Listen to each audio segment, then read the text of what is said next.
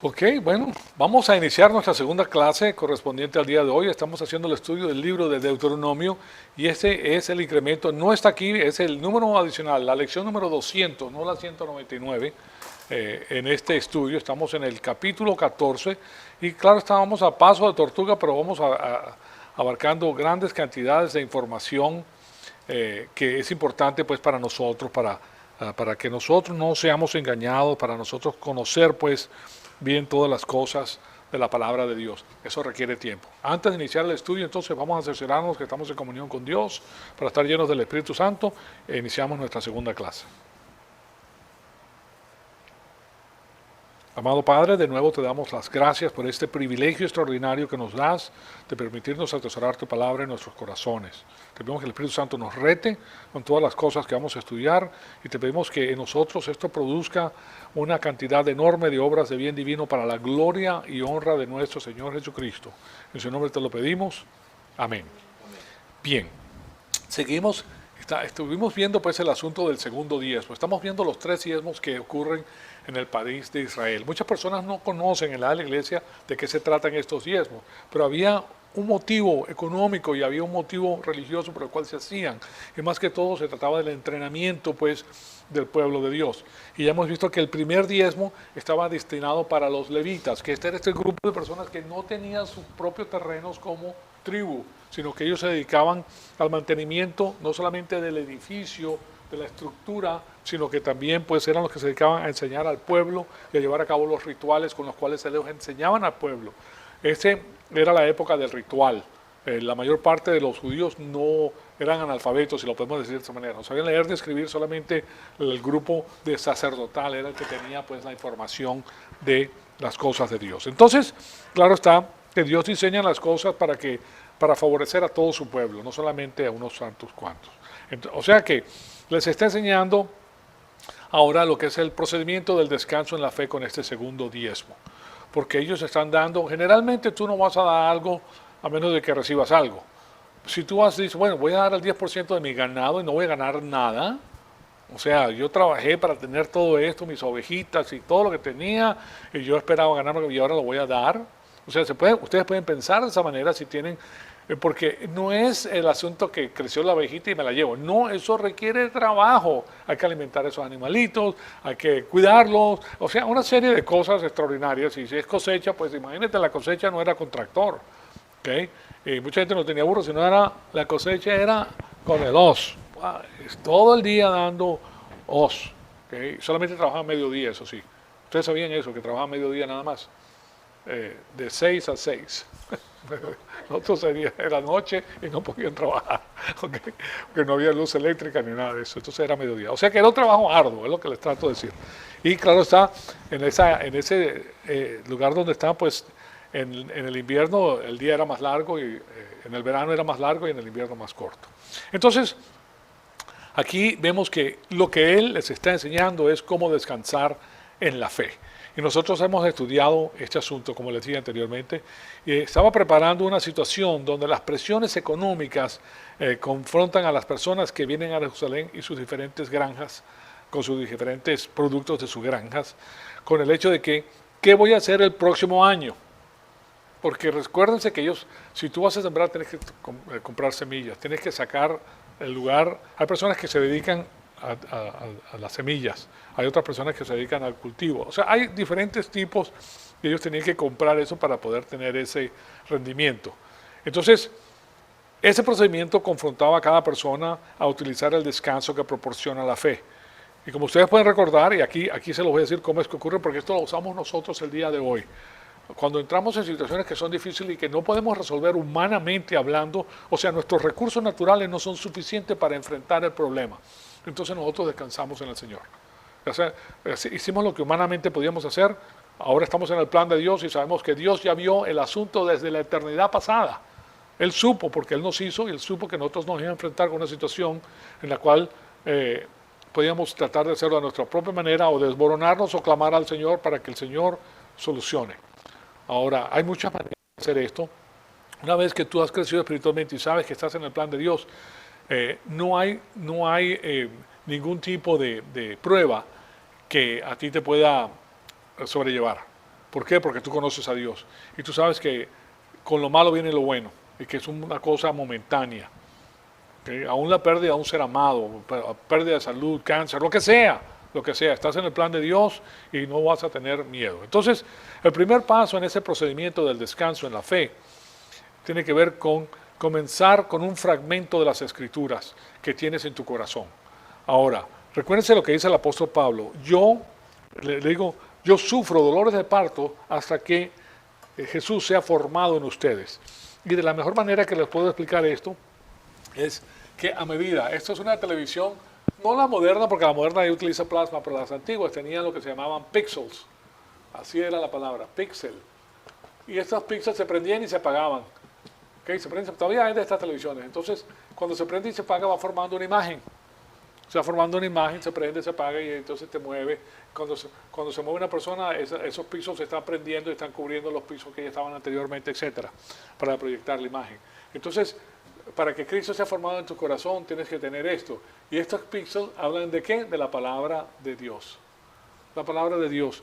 Y si tú careces palabra de Dios en tu corazón, que ahora sí se los pongo de esta manera, ¿verdad? Aquí está el corazón del hombre, que es la parte pensante, y este recibe la fe. La fe viene por el oír y el oír por la palabra de Dios.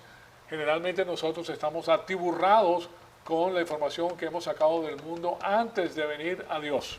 Entonces, a medida que escuchamos la palabra de Dios en su verdad, tú en tu mente vas a comparar la información que tenías en esa área con la palabra de Dios y tú mismo vas a expulsar esto al tarro de la basura como algo inválido, como un engaño que tú habías creído, y vas a poner la nueva parte, que es la fe, la palabra de Dios, la verdad absoluta, que también es otro sinónimo, la verdad absoluta o oro, plata o piedras preciosas de la palabra de Dios.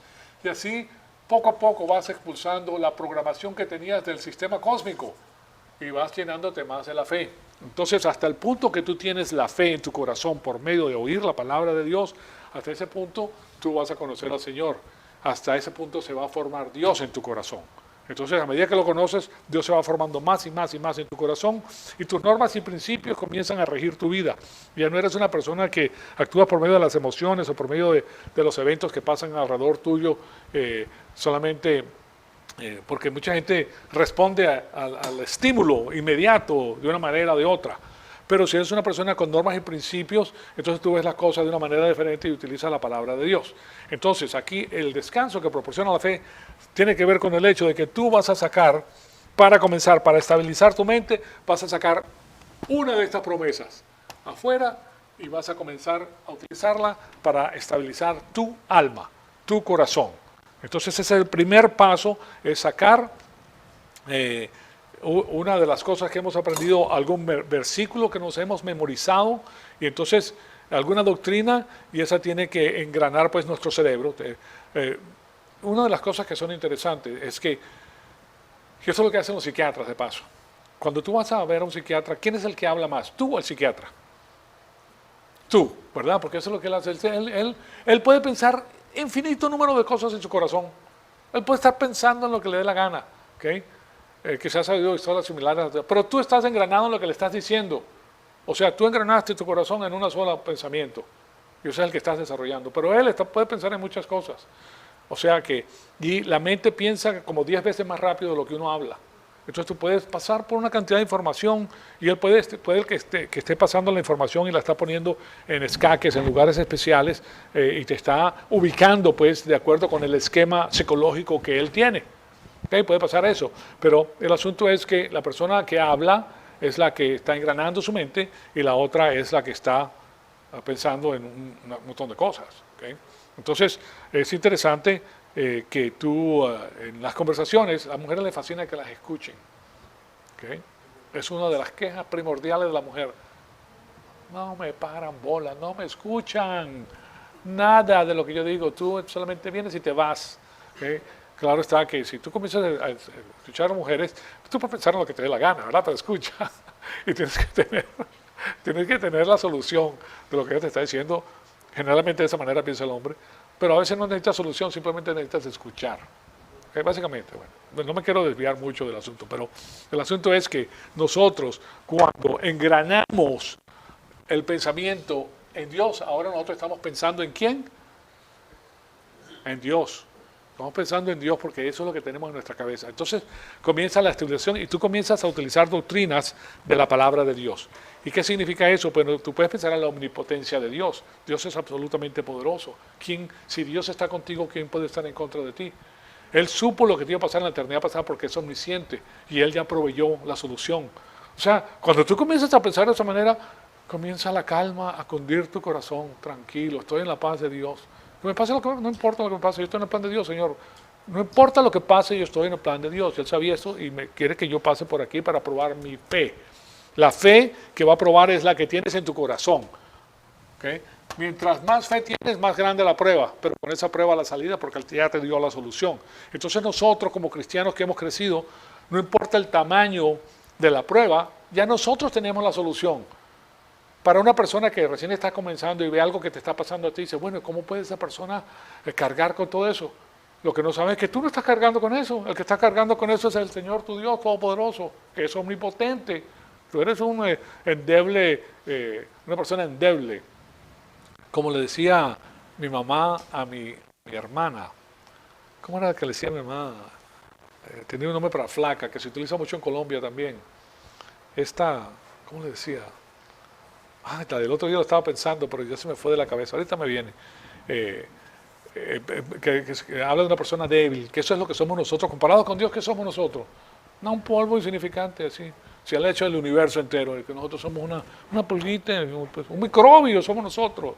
Pero microbios inflados, porque nosotros creemos que somos super microbios. Pero era un microbio ante Dios. ¿Okay? Y el ser humano que edifica esos edificios grandísimos, y uno dice, ay, qué edificios tan grandes, qué cosas han hecho.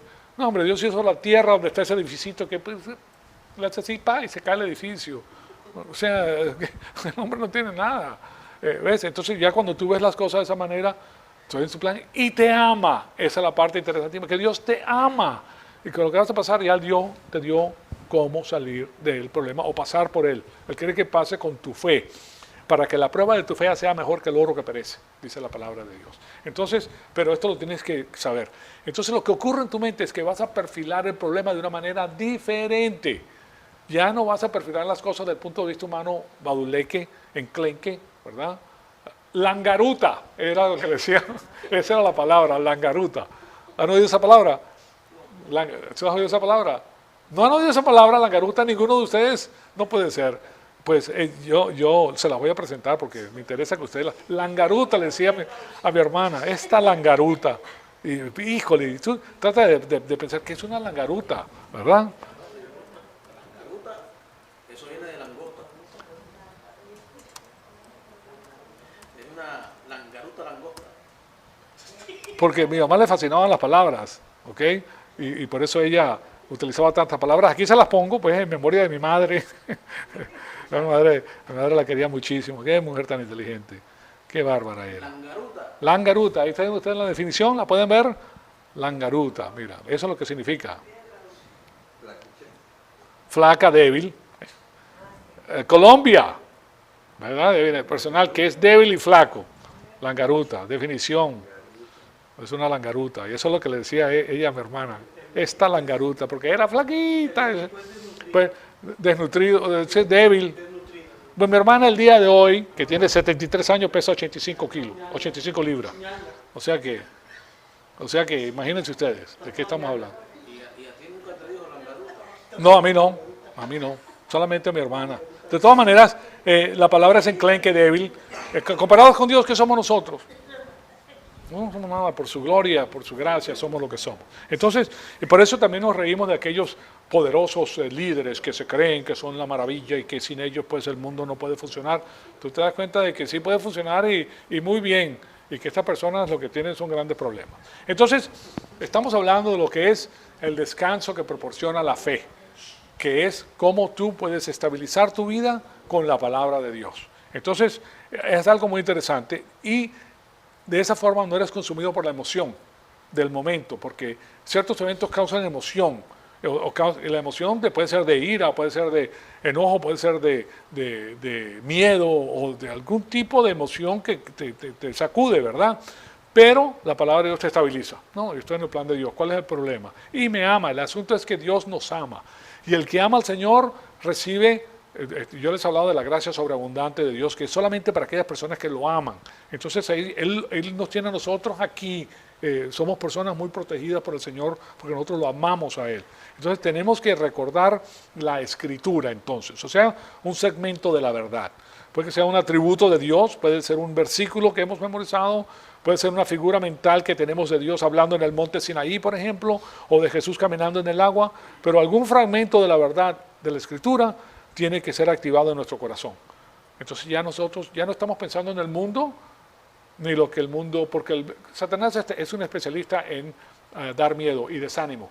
Satanás es el número uno contendiente que te trata de desanimar. Dios imparte ánimo, el desánimo, sobre todo si estás caminando con el Señor.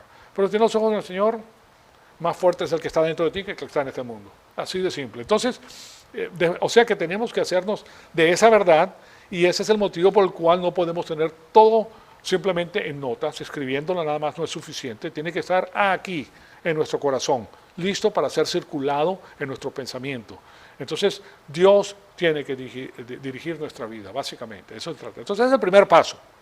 El segundo paso en el descanso en la fe es más difícil debido a que nosotros tenemos que reciclar esa verdad. Ahora no solamente la encontramos, o sea, tu disco duro es así, encontró la información y ahora te estás fijando en ella. Pero ahora tienes que reciclar esa verdad, y personalmente yo siempre pienso en este asunto como una esponja. Y lo que estás haciendo es que estás exprimiendo esa esponja, sacándole todo el jugo a la esponja de toda la información que tienes en tu corazón. Y el versículo de Escritura que viene a mi mente, por ejemplo, en mi caso, que Dios puede hacer mucho más de lo que podemos pensar o pedir. Eso nos lo dice la palabra de Dios. ¿Por qué? Porque Él es omnipotente. Omnipotente, Él es el Todopoderoso. Entonces, esa es su omnipotencia, y si yo estoy en una situación en la cual estoy cansado, sin energías, agobiado, que tengo demasiados problemas, porque resulta que a medida que vas creciendo espiritualmente, uno o dos problemas, te pasan desapercibidamente porque estás fuerte espiritualmente, tienes capital espiritual. Cuando dice la palabra de Dios que es más fino que el oro que perece, estamos hablando del capital espiritual que tú tienes. Tú vas a ver personas ricas humanamente hablando en este mundo, pero tú eres más rico que esa persona.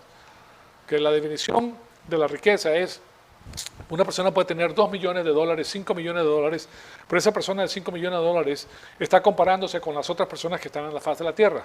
Yo tengo 5 millones de dólares, pero fulano tiene 100 millones de dólares. Es un pobre diablo enfrente de este señor, porque se están comparando con ellos. Y el de 100 millones de dólares se compara con otro señor que tiene 2 billones de dólares. Imagínate. Hay una diferencia grande entre eso, o sea que siempre están comparándose con los seres humanos. Pero resulta que ellos no se van a llevar nada de aquí, y solamente están en la tierra 30 años con ese capital, 20, 30 años, y después se mueren, se acabó lo que tenían. ¿A quién le van a dejar todo eso? Nosotros tenemos la palabra de Dios que vive y permanece para siempre. Nosotros somos millonarios en Cristo. La palabra de Dios es oro, plata y piedras preciosas. O sea que, y eso es lo que nosotros hacemos, atesorar la palabra. Nosotros compramos el tiempo que estamos aquí en la faz de la tierra con la palabra de Dios. ¿Es lo más importante que podemos hacer? No hay nada más importante, señoras y señores. No hay, no lo busquen porque no hay. Lo más importante es la mente de Cristo en nosotros. Eso es lo que nos llevamos. Entonces, este paso es difícil debido a que es ahí donde nosotros comenzamos a reclamar las promesas de Dios cuando estamos contrariados. Lo que pasa es que tú tienes el derecho como hijo de Dios y como sacerdote de reclamar sus promesas. Tú me has prometido esto, aquí lo estoy pidiendo. Y Él no se puede negar. ¿Okay?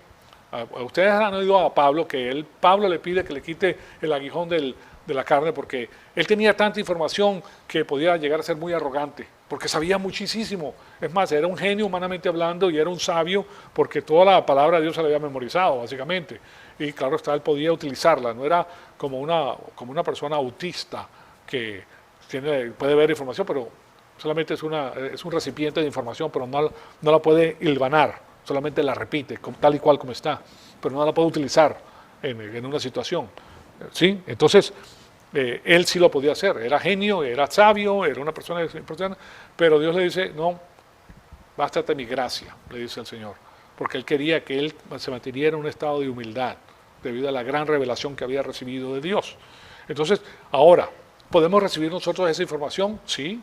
Nosotros podemos recibir toda esa información. Es más, ahora que la retengamos es otro asunto, pero que la recibimos. ¿Okay? O sea, que nosotros tenemos, el canon de la Escritura es más completo para nosotros del que tenía él cuando estaba viviendo en la faz de la tierra. Porque Pablo no tenía el asunto del Apocalipsis, ¿verdad? De la revelación de Dios. No lo tenía, pero él sabía, porque Dios se lo había dado a él, pero es el apóstol Juan que da la información. Entonces, nosotros tenemos más y lo que nos interesa es crecer. Las pruebas para la persona madura son más grandes que la prueba para la persona inmadura. Yo sé que algunos de ustedes dirán, entonces no quiero crecer, no quiero pruebas grandes porque yo no sé si... Esas pruebas van a ser diminutas para ti. ¿Se recuerdan de David? ¿Se recuerdan que el gigante Goliat salía y retaba a todo el pueblo? Por un mes estuvo retando al pueblo y todo el mundo. No, es un tipo que tenía casi 10 pies de altura, pesaba unas 500 libras de puro músculo, era un hombre grandísimo. Y eso, no, ve tú. Nadie iba. Y llega este David, que tiene 17 años de edad. El pelirrojo llega ahí y dice, ¿quién es este incircunciso que que se atreve a desafiar al Dios de los israelitas? Yo voy. Y él fue. Porque lo veía así de este tamañito. ¿Y con qué fue? Con una onda. De ahí salió la palabra que se utiliza en México. ¿Qué onda? ¿Verdad? La onda que traía. Y con la onda se lo echó. Así de simple, porque él lo veía chiquito. O sea, no hay... Yo lo que les trato de decir es que lo que la gente ve muy grande, los problemas, el que está con Dios lo ve chiquito, porque está con Dios. Dios es el que pelea por ti. Entonces, y claro está que te da el entendimiento para evitar los problemas, salirte de los lugares donde las cosas están mal. No te metas, ¿para qué te vas a meter? Dios no te quiere que te metas ahí. Tú no vas a cambiar el mundo. Nosotros no estamos aquí para cambiar el mundo, para establecer política. Nosotros estamos aquí para rescatar las almas que se están perdiendo porque no tienen el evangelio de la salvación. Y animar a las personas a que vengan a la iglesia a conocer al Todopoderoso por su propia cuenta, nada más. ¿Okay? Ya Dios, si Dios les ha dado todo durante todo el transcurso de su vida y siguen en lo que están, y si le dan dinero, pues más locos se vuelven. Entonces, ¿quién eres tú para pensar que lo vas a cambiar? No lo vas a cambiar. Lo que lo va a cambiar es la palabra de Dios. Y para eso estamos nosotros, somos los voceros del Todopoderoso. Entonces, el asunto es que es difícil porque tenemos que reclamar las promesas de Dios cuando estamos contrariados. O sea, nos calmamos y nos arreglamos con la palabra de Dios y comenzamos a pensar bíblicamente, ese es el asunto. Y entonces lo que hacemos es que tomamos nuestro problema, lo rodeamos con la palabra de Dios, exprimimos la esponja para sacar suficiente verdad para que ahora podamos dominar el problema. El problema no nos domina a nosotros, nosotros dominamos el problema. Pero no lo dominamos con nuestra fuerza carnal, terrenal y finita, sino con la fuerza del omnipotente Dios Todopoderoso, que nadie puede contraer porque Él es el Todopoderoso. Entonces, ese es el proceso mental por el cual estas personas están pasando. Todo está en la mente. El asunto es cómo perfilas el asunto. Si tú vas a decir, pobrecito yo, mira lo que me está pasando, eso, tú te vas a sentir mal, estás alimentando ese vórtex negativo en ti, lo estás alimentando. Pero si tú dices, bendito sea el Señor que me tiene aquí, no sé por qué me tiene aquí, Señor, pero a tus órdenes estoy. ¿Okay? Bendito sea el Señor, me permites alabarte y me permites ser utilizado por ti para demostrar tu poder y tu grandeza en mí. Estás viendo las cosas de una manera diferente, estás viendo las cosas como vencedor. Y eso es lo que Él hace. Entonces, a veces tienes que reciclar suficiente verdad hasta que lo puedas lograr. Entonces pasas al siguiente paso. Él no te está diciendo que te va a sacar del problema. A veces te pasa a través del problema. Y muchas veces te quita el problema, depende pues, de lo que Él tenga para ti. Pero que te pase por el problema o que te quite el problema es para la gloria de Cristo. El asunto es que nosotros tenemos que entender eso, lo tenemos que entender para pasar el examen. Entonces, y el punto tercero de ese descanso que proporciona la fe es experimentar la paz de Dios que sobrepasa el entendimiento humano, porque eso es lo que va a ocurrir. Ya conocen el pasaje que se encuentra en Filipenses 4, 6 y 7. Fíjense lo que nos dice este pasaje, y aquí se lo pongo en la pantalla.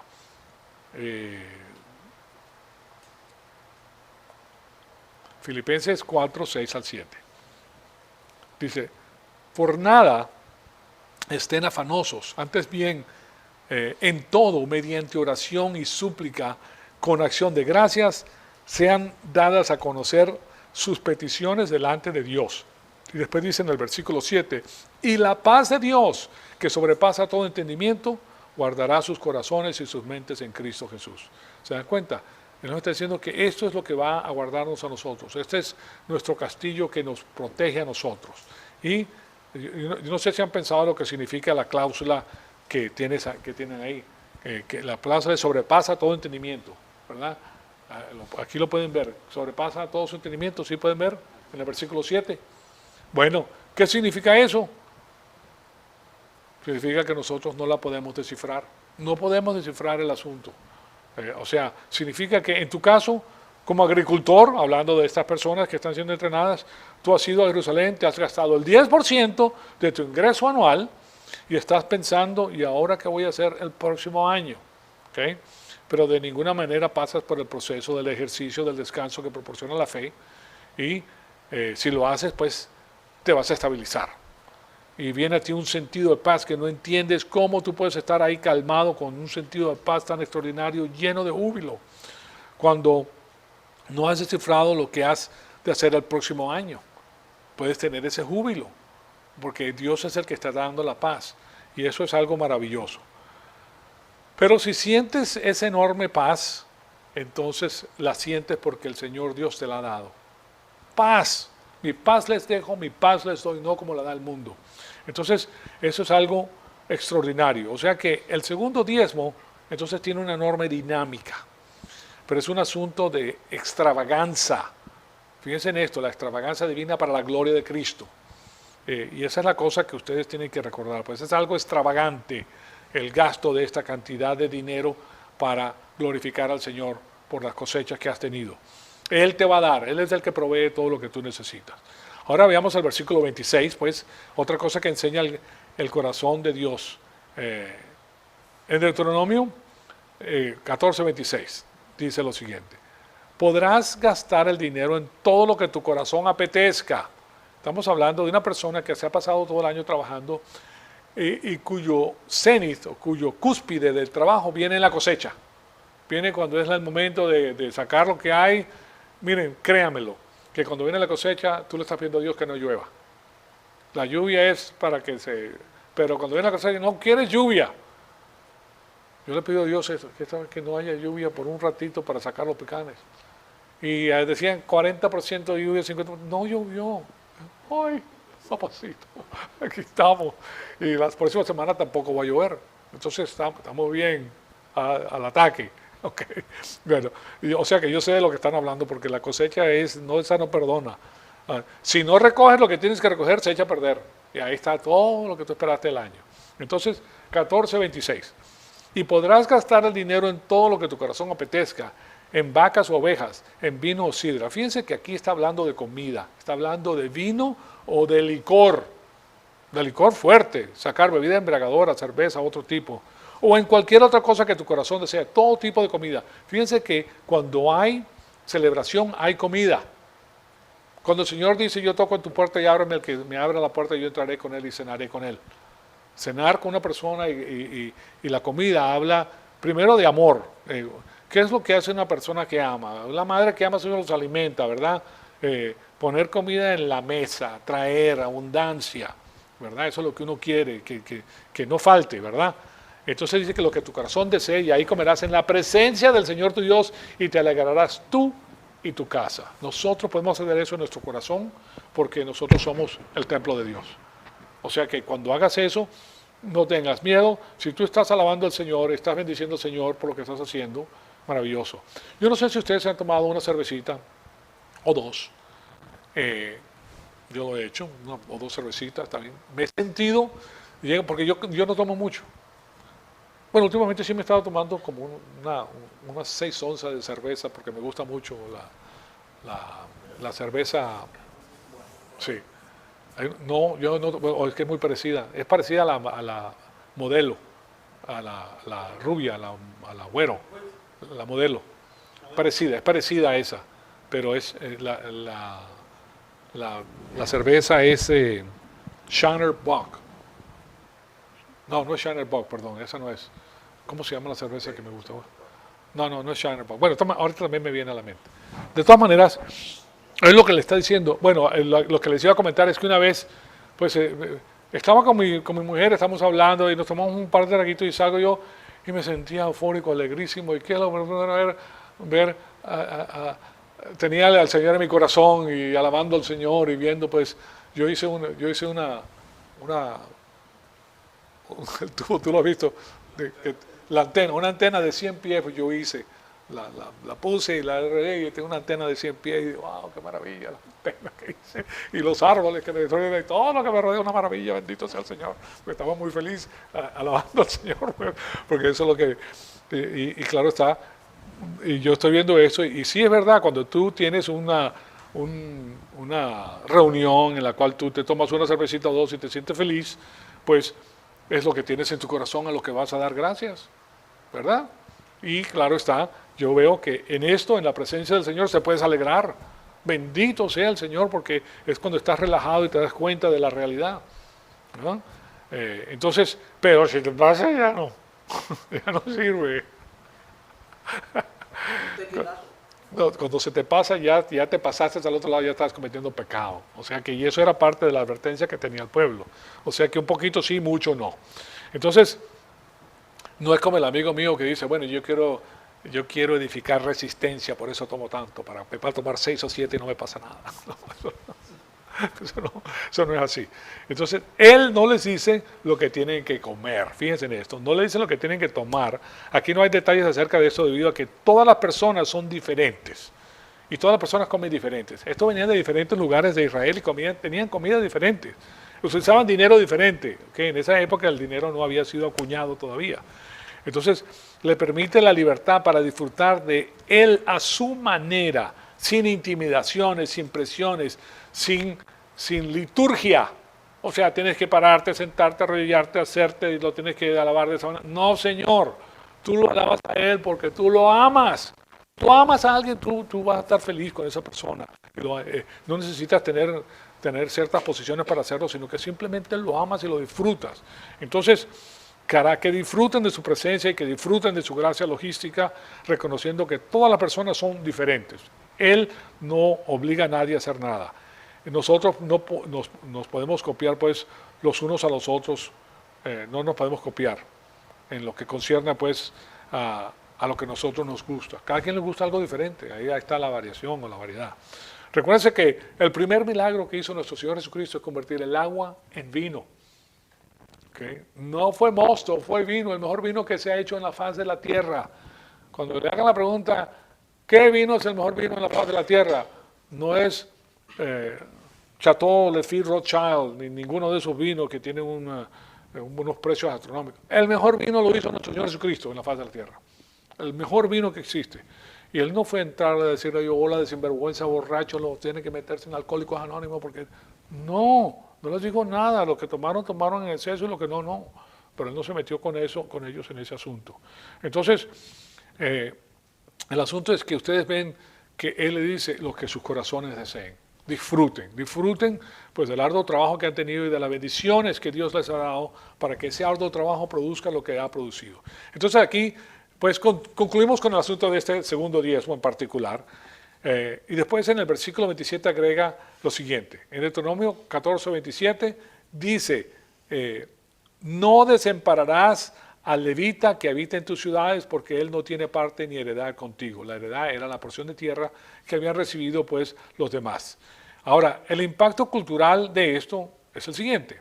Esta era una orientación anual de dos cosas. Era una orientación hacia el negocio y una orientación hacia las finanzas. O sea que tenía repercusiones económicas. Cada año estas personas que venían a las zonas rurales, de las zonas rurales a Jerusalén, claro está, tenían que pasar por ese proceso. Ahora, si tú vas de Haifa, por ejemplo, a Jerusalén, hay 30 millas de distancia, pero son terrenos que tienes que subir a Jerusalén, montañas, etc. Las distancias en realidad no son tan grandes, pero sí tienes que caminar. La gente estaba acostumbrada a caminar en esas épocas. ¿Okay? Pero de todas maneras es un proceso largo. Cada año estas personas que venían a las zonas de las zonas rurales tenían que pasar por ese proceso entonces. Y a la final, el medio de obtener la prosperidad es por el Señor. Ellos sabían eso, no por la astuta planificación humana de un miembro élite de la sociedad marxista, por ejemplo, que tú vas a tener más de lo que tenía el Señor. ¿Okay? O de alguna persona que se la pase trabajando día y noche, porque hay personas que les gusta trabajar mucho, pues, y no paran de trabajar. Ahora, esa pequeña frase, regocíjate en el Señor, ahí la persona se está gastando el 10% de sus ingresos. Y eso es lo que nosotros tenemos que ver culminando este asunto del segundo diezmo.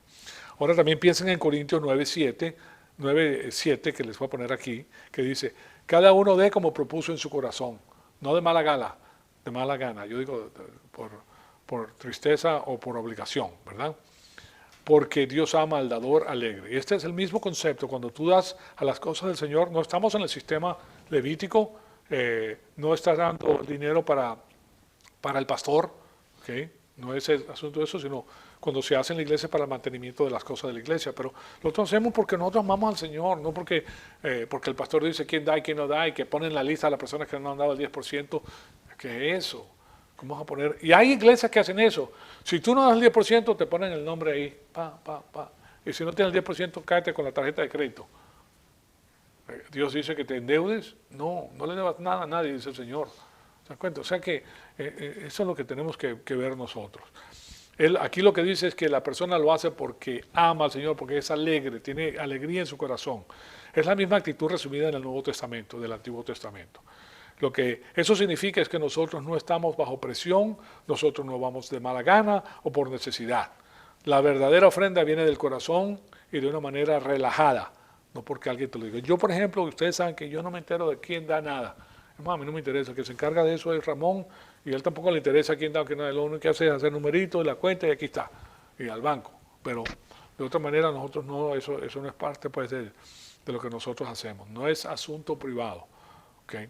Ahora, es asunto privado, perdón. Ahora, el asunto del impacto económico que les quiero decir es que, de nuevo, estoy utilizando el material que les presenté de Gary North. No es el Gary North del el soldado norteamericano, el almirante Gary North. No, este es un escritor que yo se los he citado anteriormente, al cual le voy a añadir lo siguiente. Y hay un libro que escribió Arthur Brooks, así se llama este señor, en el año 2006, titulado En realidad, ¿a quién le interesa? Hay una porción que les quiero citar.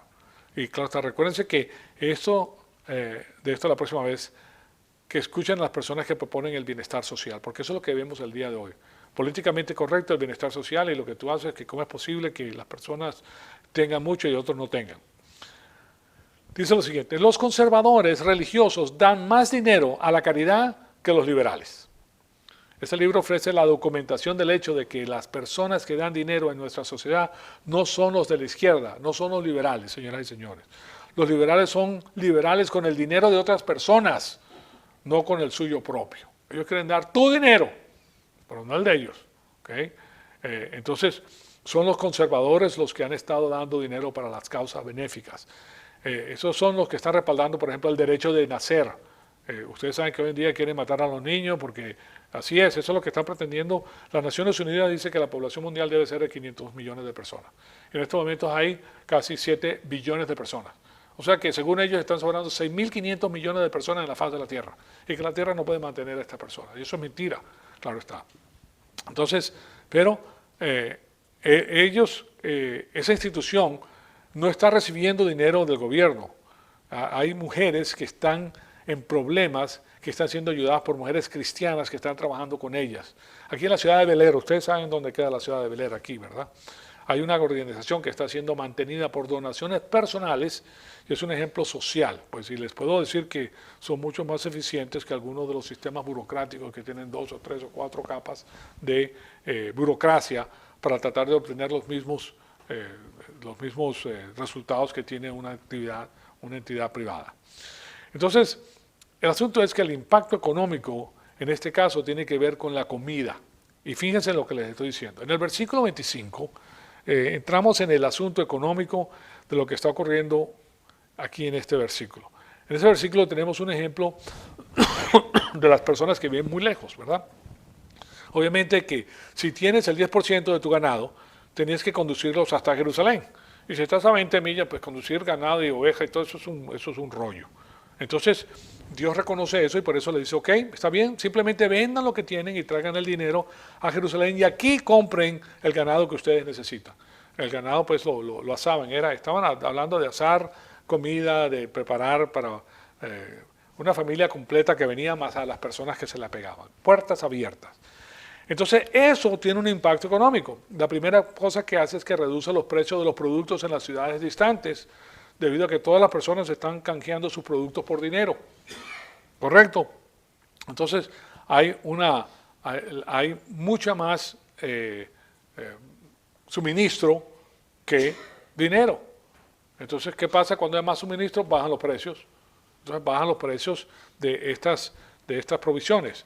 O sea que hay un abastecimiento de productos mayor que se canjea por dinero, plata y oro. O sea que los precios de los productos caen en estas zonas rurales. Pero en Jerusalén el asunto es diferente. Llegan todas las personas con dinero y sube el precio de los productos. Ahora eso es interesante. Si eres una persona de negocios y tú observas esto, que los precios en estos lugares son más baratos, mientras que los precios en Jerusalén son más altos o más caros, ¿qué clase de negocio te gustaría hacer? Bueno, yo voy a meter al troquero, yo voy a meter al transporte. ¿Por qué? Porque yo puedo comprar allá y vender aquí. Allá es más barato y aquí los vendo, y después aquí los venden más caros. ¿Se dan cuenta? Entonces, es un negocio, es el negocio del transporte. Exactamente, pues es lo que es. O sea que en el versículo 25 hay un proceso que crea negocios. Por consiguiente, tenemos la creación de trabajo simplemente que se desarrolla por la aplicación del segundo diezmo. O sea, todo lo que Dios hace tiene aplicaciones múltiples. Además de desarrollar un negocio de transporte, también se desarrollan negocios ilegítimos, debido a que en Jerusalén pues el dinero ha venido de diferentes áreas, o sea que también van a haber cambistas, siempre hay cambistas. Algunos de ustedes se recuerdan del pasaje bíblico en el cual está nuestro Señor Jesucristo con los cambistas en el templo, que los saca, se hizo un azote y lo sacó a latigazos. El Señor ¿pecó por hacer eso? No, él no estaba pecando, él estaba haciendo lo que decía que tenía que hacer la Escritura. Ellos estaban en la casa de su padre, eso no se permitía en la casa de su padre. Entonces, ¿dónde está este recuento? En Juan 2:14. Aquí de nuevo se los pongo en la pantalla. Halló en el templo, ¿verdad?, a los que vendían vacunos, ovejas y palomas. Ahí se dan cuenta por qué se vendían estas cosas en el templo, porque también en el templo se sacrificaban para la gloria de Dios. Y a los cambistas sentados. De paso, estas personas que estaban ahí, en este mercado, en el templo, eran de los sacerdotes, de los sumos sacerdotes de las familias poderosas que tenían los negocios ahí adicionales. Entonces, y después de hacer un látigo de cuerdas, los echó a todos del templo junto con las ovejas y los vacunos. Y desparramó el dinero de los cambistas y volcó las mesas. No estamos hablando de una mesa con cubierto de vinil, ¿verdad? Eran mesas de ese tamaño, de gruesas, grandes. Y imagínense la fuerza natural que tenía el Señor Jesucristo, que las vuelca con todo lo que tenía arriba. ¿Okay? Y claro está que esto causó un odio extraordinario con los sacerdotes, con los miembros del Sanedrín, que tenían el negocio formado ahí en el templo. Este desgraciado nos va a acabar con el negocio, ¿verdad? O sea que los vendían, a los que vendían palomas les dijo, quiten de aquí esas cosas y no hagan más de la casa de mi padre de casa de mercado. O sea que ahí ustedes pueden ver los cambistas y las personas que hacían negocios, de todos se hacían negocios ilegítimos, eran negocios ilegítimos. Entonces, el negocio que tenían los cambistas era grande, de paso. Los porcentajes que cobraban eran usura. Y, claro está, aquí no ven al gobierno que entra a establecer controles de precios, ni mucho menos. Bueno, primero que todo, que el gobierno eran los mismos sacerdotes, porque en ellos se vertía la ley. Ellos tenían el poder absoluto. Y claro está, cuando hay poder absoluto hay corrupción absoluta, señoras y señores. Si no hay chequeos como los que existen en los Estados Unidos, que ahorita están así tambaleándose, ¿verdad?, eso es tremendo, porque el que tiene el poder hace lo que le da la gana.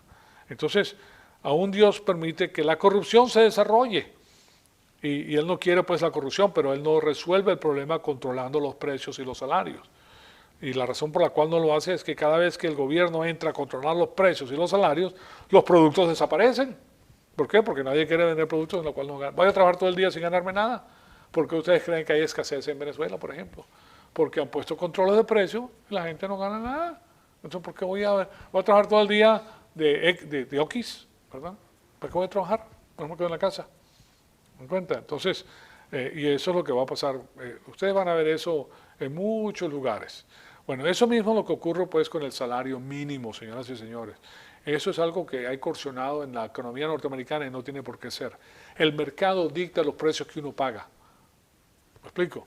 Si tú ves que la economía está vibrante, que hay mucho negocio, tú vas a darle a las personas trabajos. Y si no hay muchas personas, pues tú vas a darle más precio porque tú quieres que esa persona trabaje contigo y esté contenta. ¿Ah?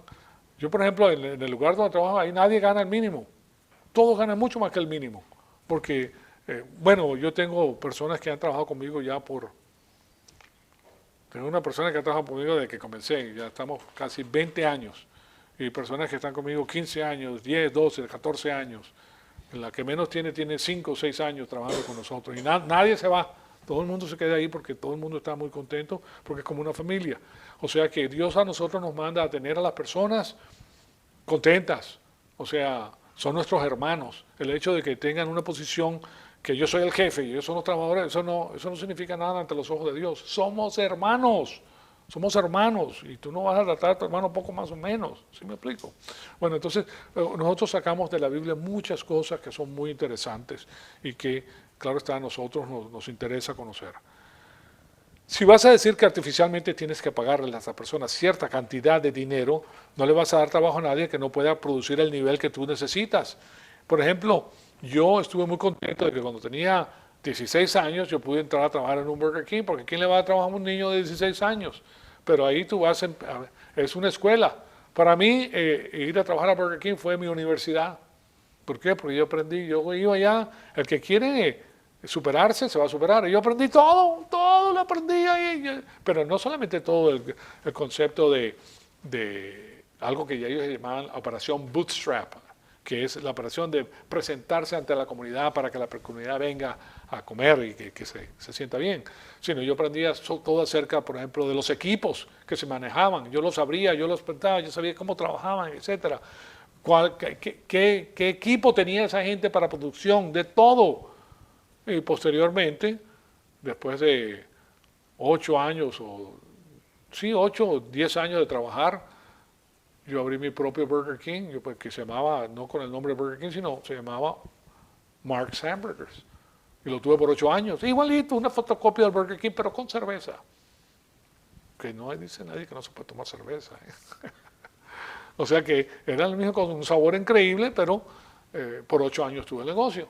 O sea que uno va aprendiendo y eso me ha servido pues para los otros negocios posteriores, porque yo aprendí. ¿Okay? Yo no estuve pasando el tiempo sin aprender, pero cuando comencé ganaba 80 centavos a la hora.